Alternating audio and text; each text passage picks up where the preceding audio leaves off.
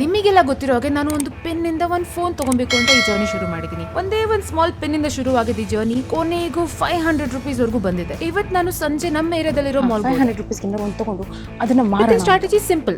500 ರೂಪಾಯಿಗೆ 500 ರೂಪಾಯಿಗಿಂತ ಜಾಸ್ತಿ ಇರೋ ಐಟಮ್ ನ ತಗೊಂಡು ಅದನ್ನ ಬೇರೆಯವ್ರ ಜೊತೆ ಟ್ರೇಡ್ ಮಾಡೋಣ ಅಂತ. ಇಡೀ ಮಾಲ್ ಸುತ್ತಿದ್ರು ನನಗೆ ವರ್ತ್ ವ್ಯಾಲ್ ಏನು ಸಿಗ್ಲಿಲ್ಲ. ಕೊನೆಗೂ ಇದೊಂದು ಸಿಲ್ವರ್ ಶಾಪ್ಸ್. ಇವಾಗ ನಾನು ಇಲ್ಲಿರೋ ಒಂದು ಚೈನ್ ಅಥವಾ ಏನಾದ್ರು ಒಂದು ಕನ್ವಿನ್ಸ್ ಮಾಡಿ 500 ತಗೊಂಡ್ರೆ ಅದನ್ನ ಯಾರಿಗಾರು ಡಬಲ್ ಪ್ರೈಸ್ ಕೊಡ್ಬೋದು ಅಂತ. ಇದು 600 ಸಿಲ್ವರ್, ಅದು ಇದು 500 ಕೊಡ್ತೀರಾ? ಆಗಲ್ವಾ? ಸಿಲ್ವರ್ ಅಲ್ಲ. ಫಸ್ಟ್ ಅಣ್ಣ ಕೊಡಲ್ಲ ಅಂತ ಅಂದ್ಬಿಟ್ರು. ಇದು ಚೆನ್ನಾಗಿದೆ.